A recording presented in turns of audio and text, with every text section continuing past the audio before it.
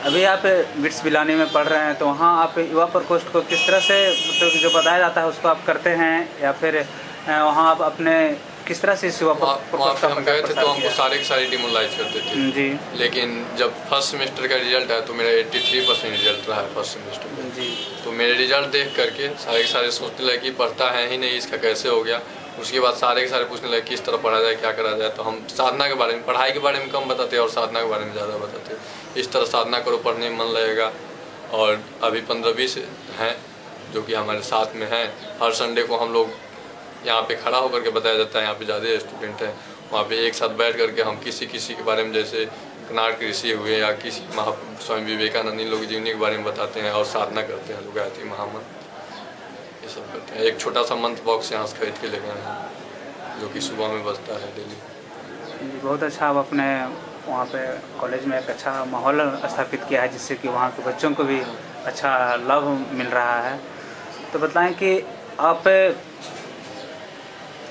को वहाँ पे शुरू में आपने वहाँ निजी जो उलझने थे उसको आपने अपने करियर के रूप में बहुत अच्छी तरह से फेस किया और अपने रिजल्ट के थ्रू उसको बहुत अच्छा मुकाम हासिल किया। ठीक, अब तो कोई दिक्कत नहीं होती है वहाँ पे? नहीं होती। अब सारे के सारे सोचते हैं कि मैं इसी के साथ रहूँ।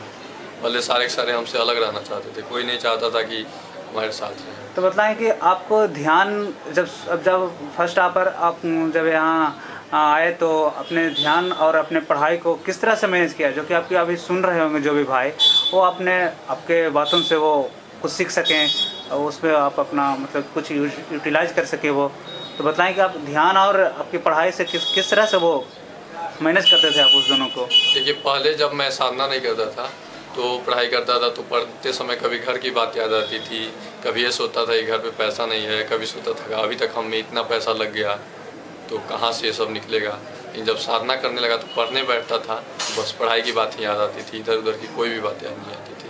इसी चलते मेरा पढ़ाई बहुत सही हो गया। जी हाँ, तो बताएं कि आप पे पढ़ लिख के बहुत अच्छे इंजीनियर बनेंगे। ठीक, आपने भी एक अच्छा मुद्दा भी रखा हुआ कि मैं पढ़ लिख कर बहुत अच्छा इंजीनियर बनूंगा। तो जिस तरह से समाज सेवा से रिलेटेड सारे मुद्दे बन रहे हैं कि जितने भी इंजीनियर हैं वो कोई घुसखोर हो जाता है, कोई कुछ भी हो जाता है। जैसे आज की डेट में कितने पुलें धंस जाती हैं, आधे बनती हैं उसके बाद धंस जाती हैं।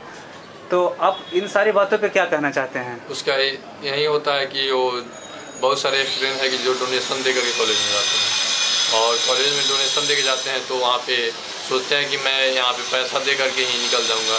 तो किसी तरह 4 साल 5 साल या जिस तरह हो अपना वहाँ से बीटेक की कोर्स कंप्लीट कर लेते हैं और कंप्लीट करने के बाद वो ऐसे ही इंडिया में तो ऐसा होता ही है, चाहे जैसो ही जॉब मिल जाए, जॉब करना है, जॉब ले करके अपना वो नॉलेज तो सही रहता नहीं है, पोस्ट मिल जाता है और नॉलेज के बिना पोस्ट शोभित नहीं होता है। जिसके चलते सारी घटनाएं होती है कि पुल भी सही से नहीं बनता है, कोई इंजीनियर होता नहीं। बताएं कि जो अभी इंजीनियरिंग की तैयारी कर रहे हैं भाई, वो किस तरह से तैयारी करें कि वो उनका जो करियर है वो एक अच्छे मुकाम तक पहुंच सके? इंजीनियरिंग की तैयारी करने वालों को सबसे पहले साधना जरूरी है। जी हाँ। सुबह में उठे तो प्रातः स्मरणम, हाथ इस तरह जोड़ करके, और जो मंत्र होता है कराग्रे बस्ते लक्ष्मी कर मध्य सरस्वती कर मूल्य तू गोविंदा प्रभाते कर दर्शन, इस मंत्र को करे। और उसके बाद स्नान करने के बाद गायत्री साधना जो होता है तो साधना डेली करे।